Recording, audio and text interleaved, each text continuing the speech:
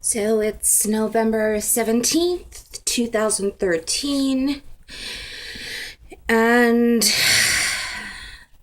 today has been a rough day. I guess not as rough as I was feeling last night, but my eyes are completely swollen from crying so much, and my spirit is broken. You know, about 4 months ago, I had started to pack up some of our things so that we could be better prepared to move when we found a place and when our finances were in a good enough situation to be so that we can move comfortably. And then I had a little bit of hope that maybe staying here wouldn't be so bad. But, anybody who's on the outside looking in knows that I need to get out of this place. We need to get out of this place. And not even those just on the outside. My friends are pleading with me to find another place. And, there's several reasons why we wanted to stay here. We had originally thought that we'd be able to buy this house since this house is almost paid for. But we're so incredibly unhappy and under stress that it's a constant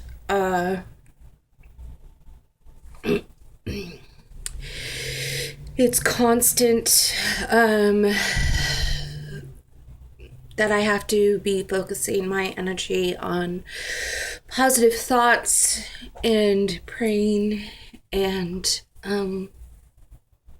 trying to keep myself in a positive mental space. But the reality is that where we're living is more difficult than you could ever imagine. We live in a home that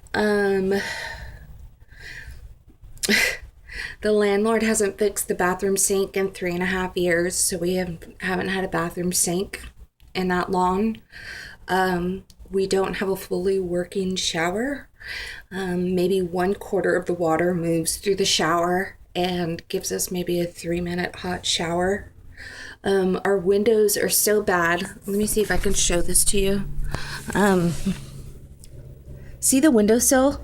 That's like, if you look, I just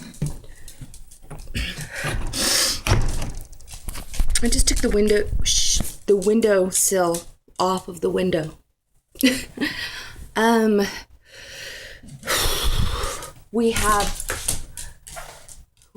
a this huge gap under our kitchen door that's literally, it's about this big because it was miscut, which causes not only extreme cold. Of course, it's extremely cold because of the windows. I literally see holes along the window frame. I have holes in my front door you can see daylight through. I don't have a working oven.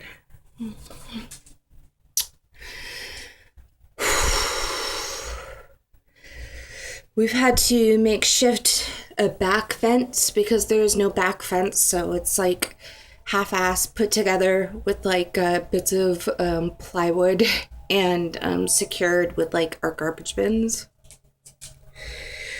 So it's like we're paying into this place and paying off the loan for the owner while the owner isn't putting the investments back into the house that one would anticipate you would do for their tenant.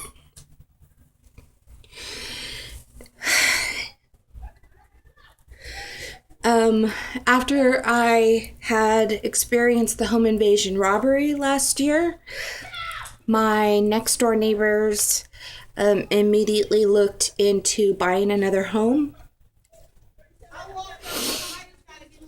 And within 3.5 months, they were gone. Now, this home next door is about 8 feet away from our home. The home was bought at auction for next to nothing by someone who turned around and rented it out to these college students who could not give a damn about anybody but themselves. That's the problem with oftentimes what you would find with the renters rather than homeowners, is that renters are not necessarily invested in long-term in the community. They're invested in just themselves. So they have a dog that's out 24/7 that stalks the fence and creates this huge barking, snarling, growling mess every single time I take my dogs out. So 3 times a day, every day for like 4 months, I have to deal with this barking, snarling, growling, trying to break the fence down atmosphere with the dogs. The most current thing with the next door neighbors is their whole side of the house faces our whole side of the house, and they refuse to put up curtains. So they have their living room, dining room, and kitchen looking directly into our bedroom and bathroom, and don't feel it's necessary to put up curtains because, as they say, we're engineering students and we don't have time to care about your whereabouts. Well, it's not about my whereabouts, but it's about common courtesy and allowing your neighbor to have a little bit of privacy from you as much as it is you having privacy from your neighbors. They might be engineering students, but they're not very smart.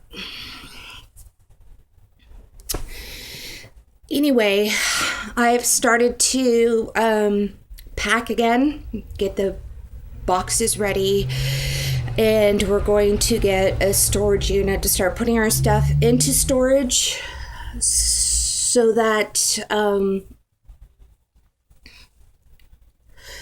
at a dime, if we have the opportunity to, we're just going to move.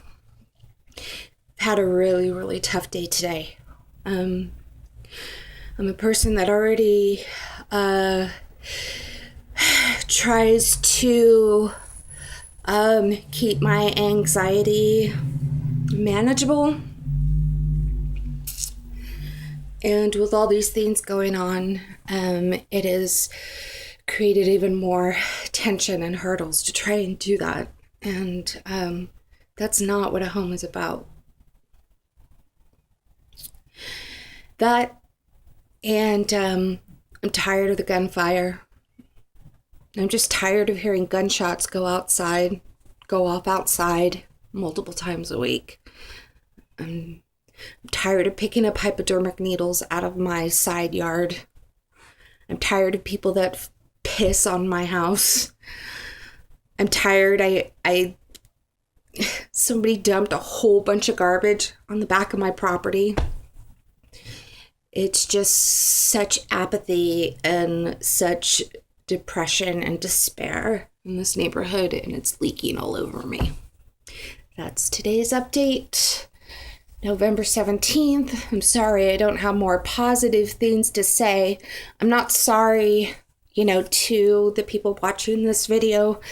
I'm just sorry, for myself that I can't pull more positivity out of the situation. But what I can, I guess, pull out of it is that this is not permanent and this is not forever. And I have the tools to deliver us from this. But I'd be assured right now, I feel like I'm in hell.